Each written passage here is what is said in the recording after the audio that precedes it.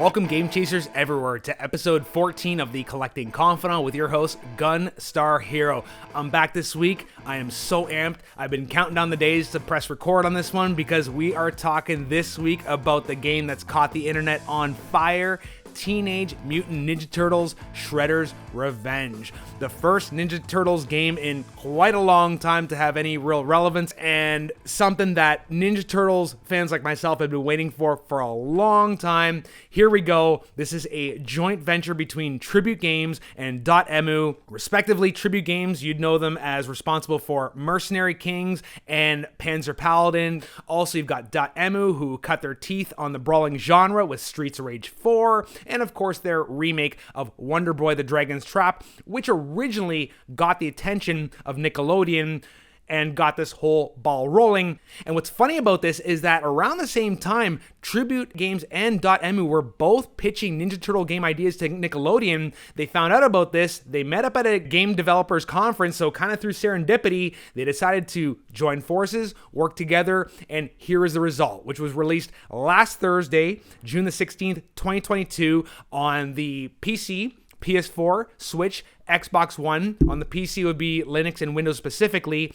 And then the physical edition from Limited Run Games came out for pre-order as of last Friday and is currently open for pre-order until Sunday, July the 24th at 11:59 p.m. Eastern Standard Time for the PS4, Switch, Xbox One, and the PC. So we're going to be getting into all of those different versions in addition to the bevy of purchasing options available via other sites like Best Buy, Amazon, Target, Signature Edition, PlayAsia. If you're looking for a copy, don't fret it. You're going to be able to find one. No worries whatsoever. So let's get into some of the background of the game and why I'm so excited about this. And even if you're not like a Ninja Turtles diehard fan, even if you just like retro-inspired beat-em-up brawlers, there is definitely something to be paying attention to.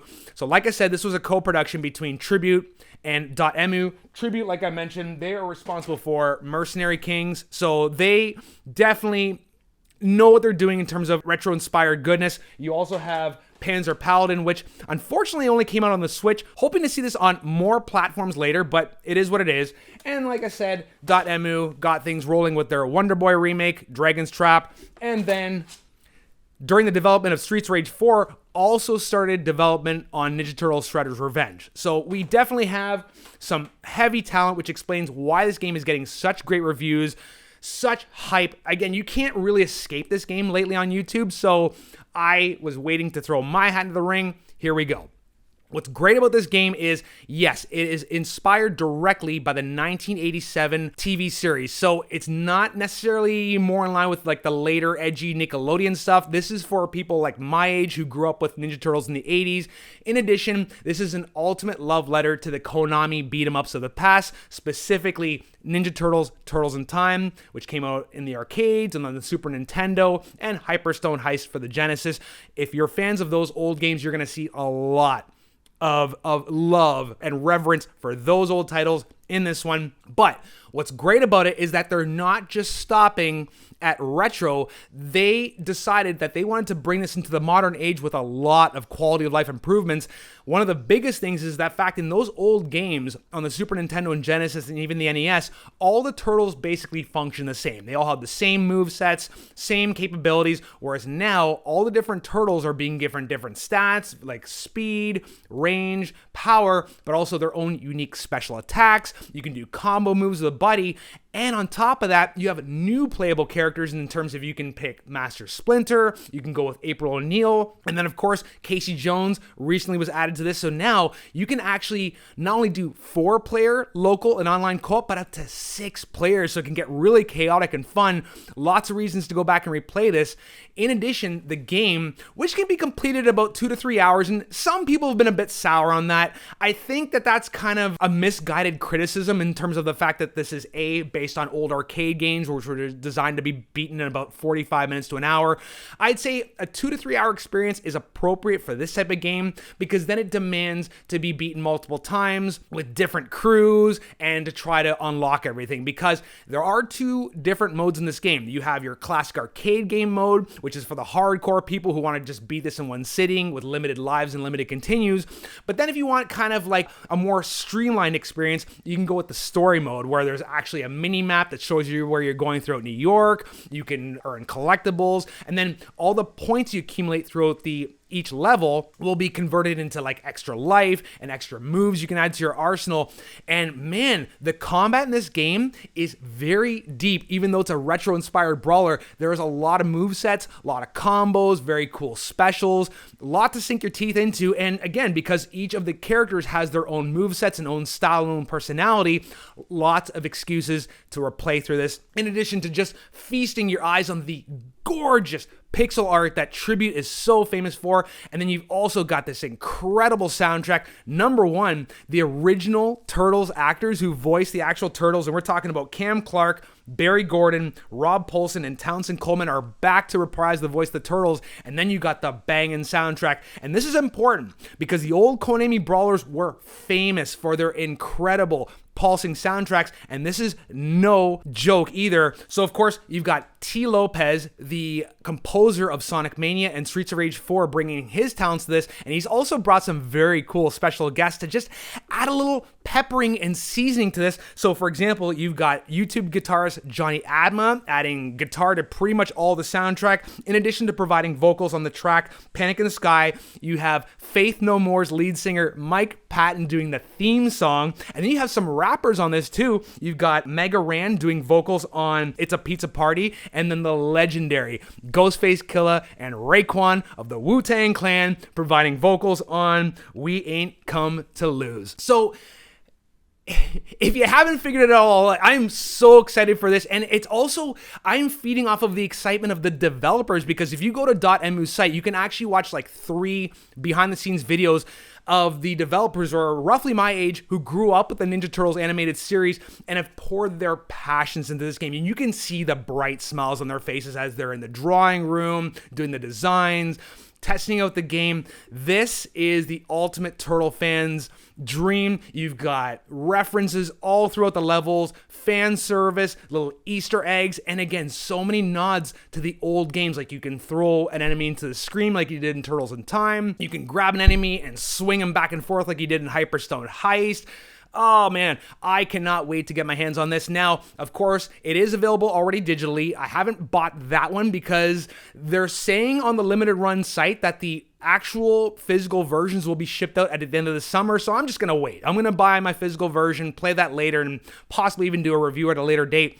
But now, let's get into the physical version and talk about the bevy of buying options. I want to kind of focus primarily on limited run because that's what this channel is all about, but of course there are other sites that are gonna keep this game ongoing in a physical format. So let's get again into the limited run options here. So, of course, it's via limitedrungames.com. The pre-orders are open till Sunday, July the 24th at 11:59 p.m. Eastern Standard Time.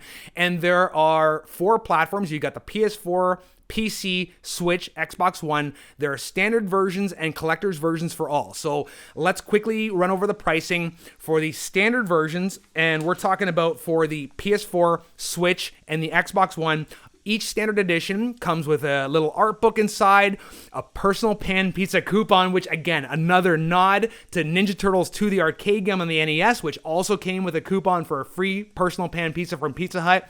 Any of these standard editions are the typical $34.99 US, but then there is a collector's version, and this is the main reason why you'd be going to limited run over any of these other retailers, is for these extra goodies you're gonna get. So with the collector's edition for $64.99 US, you're also gonna get a VHS style box and a steel book and some stickers, so that's kind of cool. But then if you got the deep pockets for $199.99 US, you can go with the Radical edition, which is going to come in a giant collector's box.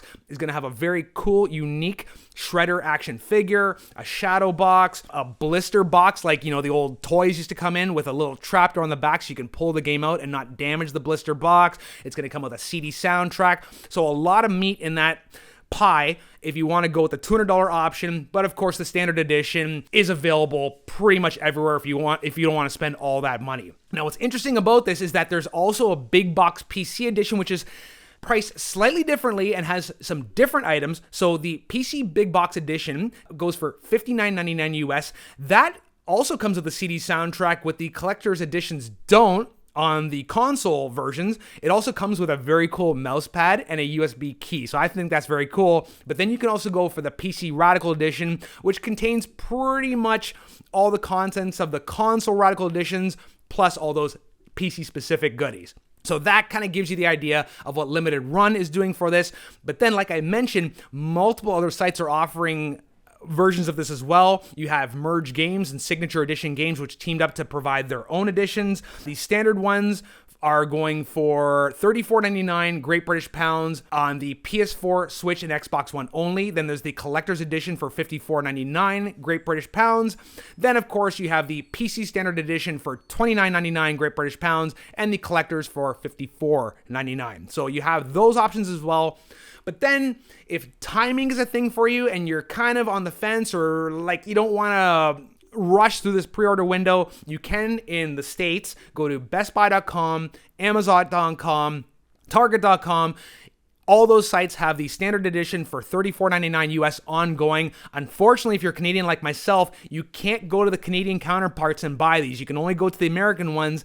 And then finally, if you want to get an Asian version, you can actually go to play-asia.com and go get either the European versions or the Asian versions. Specifically, the prices on those, you have the EU Standard Edition for $39.99 US. You have the Asia Standard Edition for $39.99 US as well. And then the Japanese Collector's Edition, which has some extra goodies, for $35.99. So lots of options. This is a game that I think is going to make a big splash this year, and I typically try to avoid reviews when doing these so I can just get my own thoughts without having it clouded by other people's judgments. But I have to give a hats off to Mr. Matty Plays, who made the comment that, like Turtles in Time back in the Super NES days, how that was a generation defining game, I feel and agree with him that this is also going to be one of those generation defining games that we talk about for years to come. I kind of smell a Game of the Year contender. I want to see if you agree. Make sure you talk about it in the comments. Thank you for watching episode 14 of The Collecting Confidant with your host GunstarHero. Make sure you like and subscribe, and we'll see you on the next one. Later, Game Chasers, and peace.